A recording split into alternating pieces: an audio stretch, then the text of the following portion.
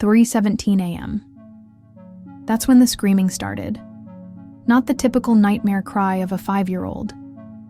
This was pure terror. The kind of scream that makes every parent's worst fears come rushing to the surface. I ran to Emma's room, expecting to find her tangled, in sheets, maybe dealing with a bad dream about monsters or the dark. Instead, I found her sitting bolt upright in bed, clawing at her throat, gasping for air like she was drowning. "Emma, baby, what's wrong?" She looked at me with eyes that held knowledge no child should ever possess. The knowledge of what it feels like to suffocate, to die. "Mommy," she whispered, her voice raw from screaming. "They buried me alive in the other life." The words hit me like a physical blow. They thought I was dead, but I wasn't. I could hear them putting dirt on top of me. I could hear them crying above my head. My name is Lisa, and this is the story of how my daughter Emma revealed a death so terrifying, so historically documented, that it changed everything I thought I knew about the boundaries between life and death. Emma had always been different. While other children her age played house or superheroes, Emma would line up her dolls and cover them with blankets. "They're sleeping the long sleep," she would tell me when I asked what she was doing. "What's the long sleep, sweetie?" "When you go in the ground and can't wake up." Most 5-year-olds don't understand death with such specificity. Most 5-year-olds don't play funeral with their toys, but Emma did. Constantly. She had an unusual fear of small spaces that went beyond normal childhood claustrophobia. Closets, under beds, even blanket forts would send her into panic attacks. "Too tight," she would sob when we tried to coax her into playing hide and seek. "Can't breathe, can't get out." The pediatrician said it was common for children to develop irrational fears.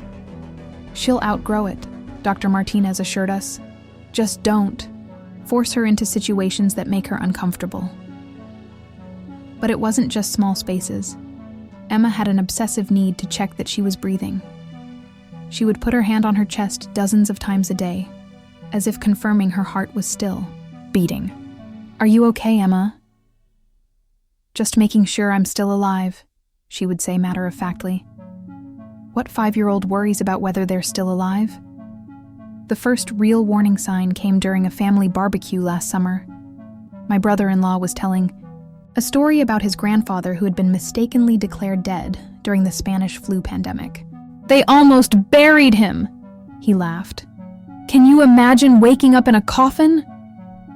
Emma, who had been quietly coloring at the picnic table, suddenly threw down her crayon and started screaming. "They didn't listen. They didn't listen. I was just sleeping." She was hyperventilating, clawing at her throat again. I told them I could hear them. I moved my fingers, but they said I was dead. My husband Tom and I exchanged worried glances. How could Emma understand the concept of being buried alive? We had never discussed such things with her. "Emma, honey, that was just Uncle Mike telling a story about someone else." "No," she sobbed. "It happened to me. They put me in the box even though I was still breathing." It took 2 hours to calm her down. That night, Tom and I had a serious conversation. "Maybe we should take her to see someone," he said. "A child psychologist." What would we tell them? That our daughter thinks she was buried alive in a previous life? We'd tell them she's having disturbing thoughts about death that are affecting her daily life. But before we could make an appointment, the nightmares started. Tanem, every single night, Emma would wake up screaming about dirt, about darkness, about not being able to move her arms. They tied my hands. She would sob into my shoulder. My hands were tied and I couldn't push the lid open. "What lid, baby?" "The wooden lid. It was so heavy, and the dirt kept falling through the cracks. The details were horrifying, and far too specific for a child's imagination." She described the smell of damp earth, the sound of wood creaking under the weight of soil, the feeling of fabric around her hands. They wrapped my hands in white cloth, She told me one morning over breakfast, as casually as discussing the weather. But the cloth was loose and I could move my fingers a little bit. "Why were your hands wrapped, Emma?" "Because that's what they did to dead people. But I wasn't dead. I was just sleeping very deep. Sleeping very deep. Like a coma." "Emma, do you remember why you were sleeping so deep?" She nodded seriously. "I was sick. Really sick. My head hurt all the time and I couldn't eat anything. The fever made me sleep and sleep until everyone thought I died. A fever so severe it mimicked death. In an era before modern medicine, before advanced life support, before the ability to accurately determine death." "What year was this, Emma?" "I don't know, years. But it was when ladies wore long dresses every day and men had big mustaches. Late 1800s, early 1900s, the era of frequent misdiagnosis. When people could slip into comas so deep they appeared dead. When premature burial was a documented, terrifying reality." I started researching that very night. What I found made my blood run cold. Premature burial was a genuine fear in the 18th and 19th centuries. So much so that wealthy people installed bells in their coffins, connected to strings, tied to their fingers. If they woke up underground, they could ring for help. The phrase "saved by the bell" allegedly comes from this practice. There were documented cases of people being exhumed days after burial, only to find scratch marks inside the coffin lid. Evidence that someone had woken up in their grave and died trying to escape.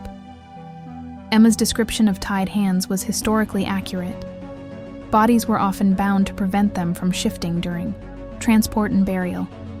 Her details about the wooden coffin, the dirt falling through cracks, the smell of damp earth, all consistent with historical accounts of premature burial. But she was 5 years old. She had never been exposed to historical documentaries about Victorian death practices, so how could she know? The breakthrough came 3 weeks after the nightmares started. Emma woke up at 3:17 a.m. as usual, but this time she wasn't screaming, she was talking. "Mama, can you hear me? I'm down here, Mama, please don't cry." I found her sitting up in bed, staring at the ceiling, speaking to someone who wasn't there. "Emma, who are you talking to?" "My other mama, Mary. She's crying because she thinks I'm dead." Mary, a specific name. "Where is Mary?" "Emma. Above the ground, at my grave. She comes every day and brings flowers." "What kind of flowers?" "White roses. They were my favorite when I was alive before." "What was your name when you were alive before?" "Margaret. Margaret Rose Sullivan." Margaret Rose Sullivan. Another searchable name, another chance to verify or debunk what was happening. "How old were you when you went to sleep?" 17. I was going to marry Thomas in the spring, but I got sick before the wedding." "What year, Emma? Do you remember what year?" She shook her head. "But there was a big war far away. The boys in town were talking about going to fight. World War I on 1914 to 1918. "Emma, can you tell me what town you lived in?" "Millfield. It was small. Everyone knew everyone." "What state?" "I don't know states, but it was cold in winter and there were lots of trees." That night, I spent hours searching online for Margaret Rose Sullivan and Millfield and 1918 and premature burial. At 2:30 a.m., I found something that made my hands shake so violently I could barely type. A digitized newspaper article from the Millfield County Herald, dated November 15, 1918. The headline read, "Local girl's tragic death sparks calls for medical reform." I clicked on the article with trembling fingers. Miss Margaret Rose Sullivan, 17, daughter of Patrick and Mary Sullivan of Elm Street, was laid to rest on November 12th after succumbing to what local physician Dr. Harold Barnes diagnosed as influenza complications. The Spanish flu pandemic of 1918. Margaret had died during one of the deadliest pandemics in human history. Miss Sullivan fell ill on November 5th with severe fever and headache. Her condition deteriorated rapidly, and she fell into what appeared to be a death-like state on November 10th. Dr. Barnes pronounced her deceased after detecting no pulse or respiration. A death-like state. No detectable pulse or respiration, but not actually dead. I kept reading, my heart pounding. However, disturbing reports have emerged suggesting Miss Sullivan may have been prematurely interred. Groundskeeper Samuel Morrison claims to have heard sounds emanating from the Sullivan family plot on the night of November 13th. Sounds from the grave. Mr. Morrison initially dismissed the sounds as settling earth, but when they persisted, he alerted the Sullivan family. Upon exhumation on November 14th, the family made a horrific discovery. I was hyperventilating. Miss Sullivan's body was found in a different position than originally placed, with evidence suggesting she had regained consciousness after burial. Her hands, which had been bound according to custom, showed signs of struggle. Scratch marks were visible on the interior of the coffin lid. She had woken up in her grave, just like Emma described. The family is devastated by this tragic turn of events.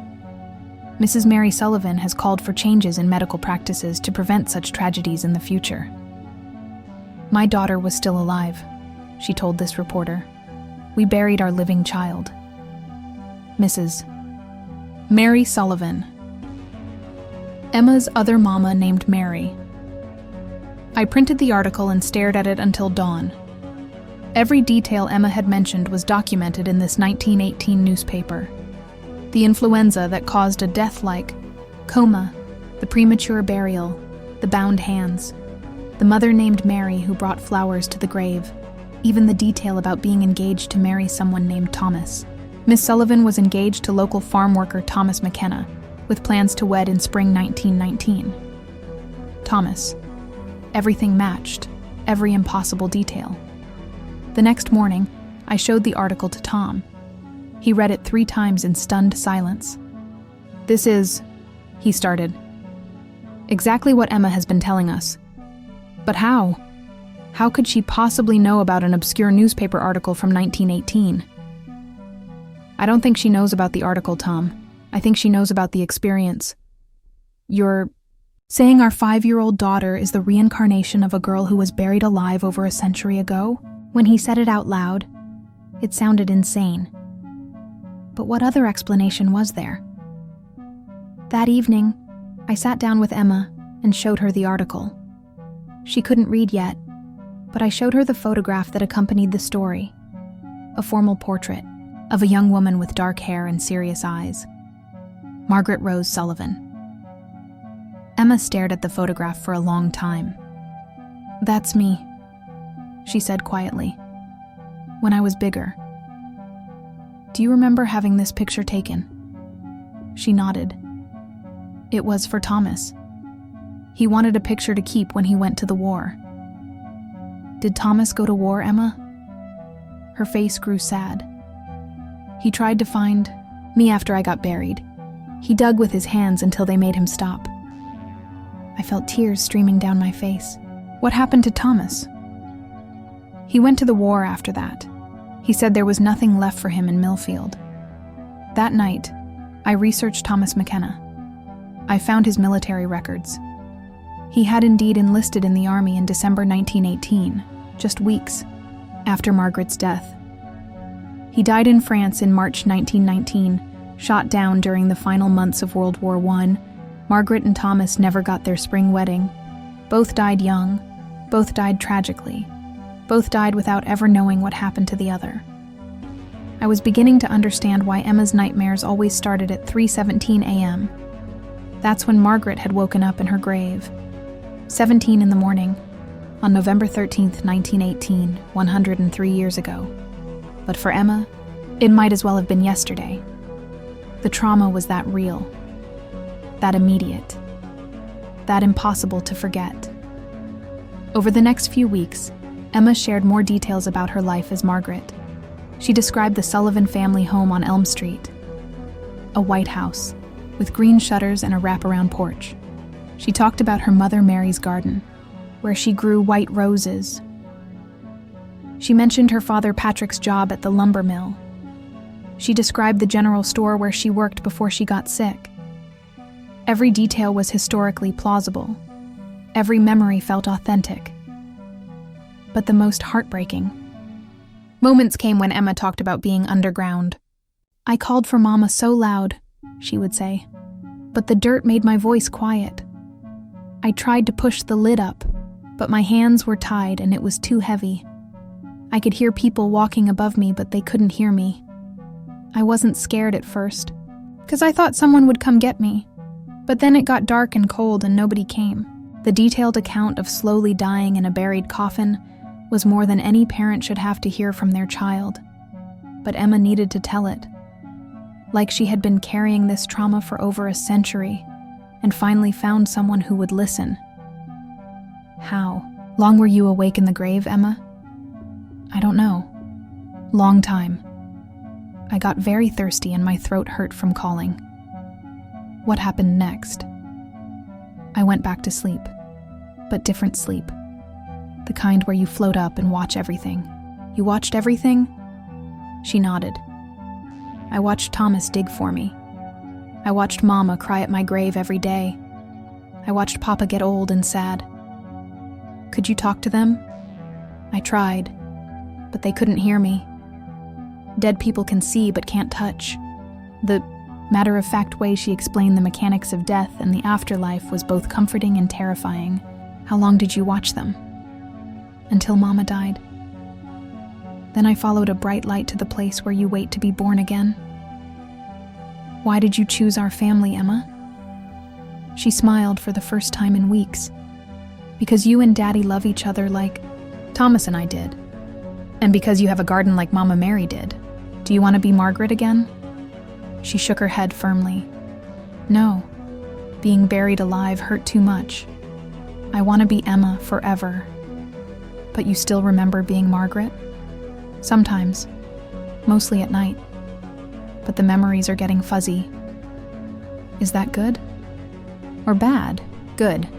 I don't want to remember being scared underground. That conversation happened 2 months ago.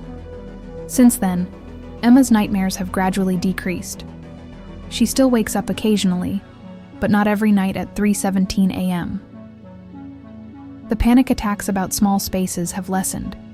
She's starting to play like a normal 5-year-old. But sometimes, when she thinks I'm not watching, I catch her standing in our garden, talking quietly to the white roses we planted. Hi, Mama Mary. I'm okay now. I have a new family who takes good care of me. Or, hi, Thomas. I hope you're not sad anymore. I hope you found someone nice in heaven. Last week, she asked if we could visit a cemetery. I want to see if Margaret's grave is still there. Tom and I talked about it for days. Would visiting the grave of her alleged previous life help Emma process these memories, or would it traumatize her further? Finally, we decided to call the Millfield Historical Society. Oh yes, the elderly woman, who answered the phone, said when I asked about Margaret Rose Sullivan. That's one of our most documented cases of premature burial. Tragic story. The grave is still there in Millfield Cemetery. Is it visited? Maintained? Oh my, yes. Someone has been leaving white roses there for decades. We've never figured out who. The flowers appear fresh every few weeks like clockwork. White roses. Margaret's favorite flowers. Mary Sullivan's flowers. Still being left by someone over a century later. We drove to Millfield the following Saturday. The cemetery was old, established, with weathered headstones dating back to the 1800s. Found Margaret's grave in the Sullivan family plot. Margaret Rose Sullivan, beloved daughter, 1901-1918, gone too soon. Emma stared at the headstone for a long time. That's my other name, she said softly. There were fresh white roses in a vase beside the grave. Someone still remembers Margaret, I told Emma. Mama Mary remembers. Even in heaven she remembers. Emma knelt beside the grave and whispered something I couldn't hear. Then she stood up and took my hand. I'm ready to go home now, Mommy. Are you okay? Yes. I told Margaret goodbye. She can rest now. On the drive home, Emma was quieter than usual. Mommy? Yes, sweetheart? Do you think Margaret's happy that I'm living her life better? What do you mean? I get to grow up. I get to not be scared. I get to have a family who loves me. I think Margaret would be very happy about that. Good. Because I want to live a long, long time as Emma. No more being buried alive. That night, for the first time in months, Emma slept through until morning. No nightmares, no 3:17 a.m. screaming, no clawing at her throat, just peaceful sleep. The sleep of a child who has finally let go of a trauma that wasn't even hers to carry. But was it hers? That's the question that haunts me. If Emma is truly the reincarnation of Margaret Rose Sullivan, then the trauma was absolutely hers. She had lived through the ultimate nightmare. Being conscious while everyone around her believed she was dead. Being buried alive and slowly suffocating in a wooden box 6 feet underground. No wonder she had panic attacks about small spaces. No wonder she obsessively checked that she was still breathing. No wonder she woke up every night at the exact time Margaret had awakened in her grave. The trauma had transcended death itself.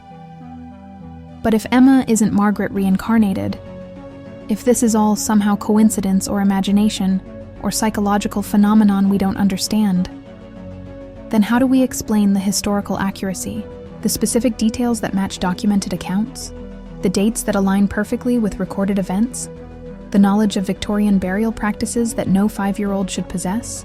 I don't have answers. I'm not sure anyone does. But I know this. Emma is healing. Whatever connection she had to Margaret Rose Sullivan's traumatic death is fading.